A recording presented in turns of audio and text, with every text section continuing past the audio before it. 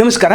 Sadananda Bamni YouTube ವಾಹಿನಿಗೆ ಸ್ವಾಗತ ಸುಸ್ವಾಗತ. ದಿಲ್ಲಿಯ ಜಂತರ ಮಂತ್ರದಲ್ಲಿ ತಮಗೆಲ್ಲ ಗೊತ್ತಿದೆ, 26 ದಿವಸ ಸೋನಮ್ ವಾಂಗ್ಚುಕ್ ಅವರು ಉಪಸತ್ಯಾಗ್ರಹವನ್ನು ನಡೆಸಿದರು. ಇಡೀ ದೇಶದ ಯುವಜನನ ಎಚ್ಚರಿಸಿದರು, ಕ್ರಾಂತಿಕಾರಿಗಳನ್ನು ಎಚ್ಚರಿಸಿದರು.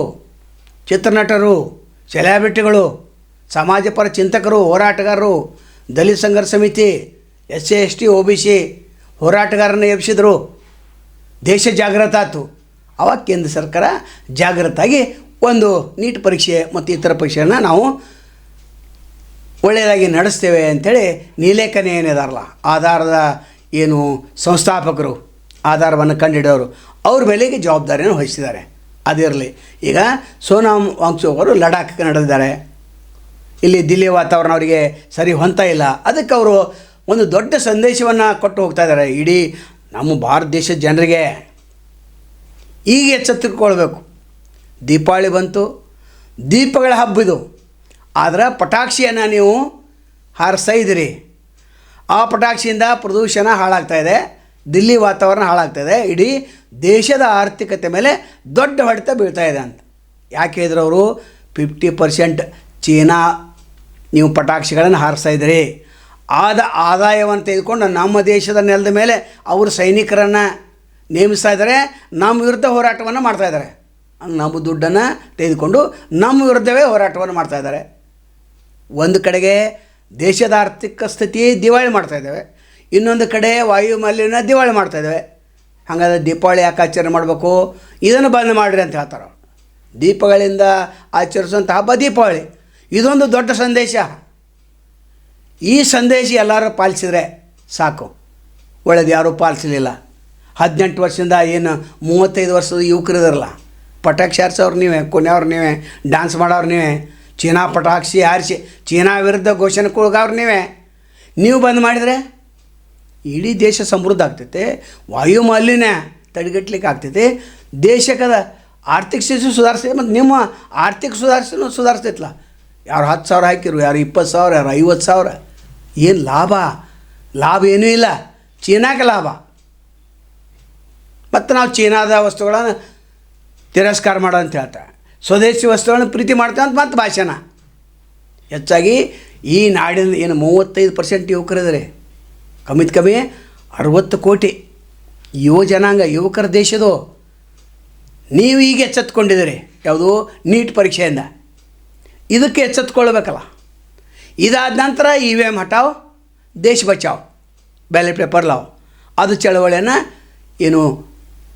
ಏನು ದೀಕ್ಷೆ ಇದ್ದಾರೆ ಅವ್ರ ಕೈ ಕೊಟ್ಕೊಳ್ಬೇಕು. ಅವರು ಆ ಹೋರಾಟವನ್ನು ಮುಂದುವರಿಸ್ಕೋಬೇಕು. ಇವರು ಪದೇ ವಾಂಗ್ಚುಕ್ ಅವರು ದೇಶದ ಉದ್ದೇಶಿಸಿ ಮಾತಾಡಬೇಕು. ಅವರು ಆರೋಗ್ಯ ಸರಿಯಿಲ್ಲ, ನಾನು ಲಡಾಖ್ ಹೋಗ್ತಾನೆ, ಅದಕ್ಕಿಂತ ಮೊದಲು ಇಲ್ಲಿ ವಾಯು ಮಾಲಿನ್ಯನ ನೀವು ಸುಧಾರಿಸ್ರಿ ಅಂತೇಳಿ ಹೇಳಿ ಹೋಗಿದ್ದಾರೆ. ಅವ್ರು ಏನು ಹೇಳಿದ್ದಾರೆ ಅದನ್ನು ಕೇಳಿಸ್ಕೊಳ್ಳೋಣ.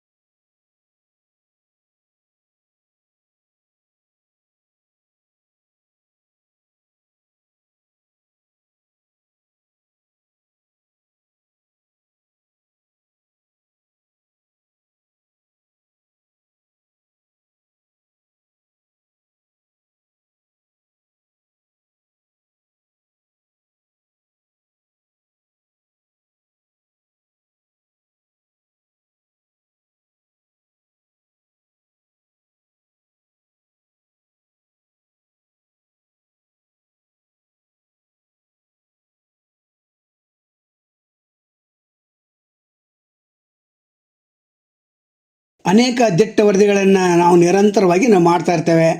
ಆದರೆ ಯಾರಿಗೂ ಸಹಾಯ ಮಾಡಬೇಕಂತ ಅನಿಸ್ತೈತಿ. ಆ ಸಹಾಯ ಮಾಡೋರು ಇಲ್ಲಿ ಫೋನ್ಪೇ ನಂಬರ್ ಇದೆ, ಗೂಗಲ್ ಪೇ ನಂಬರ್ ಇದೆ, ನೀವು ಸಹಾಯ ಮಾಡ್ಬೋದು. ಯಾಕಂದರೆ ಗಟ್ಟಿ ಧ್ವನಿ ನಮ್ಮದು. ಸ್ವತಂತ್ರ ಪತ್ರಿಕಾ ಧರ್ಮವನ್ನು 35 ವರ್ಷದಿಂದ ನಡೆಸ್ಕೊಂಡು ಬಂದಿವೆ.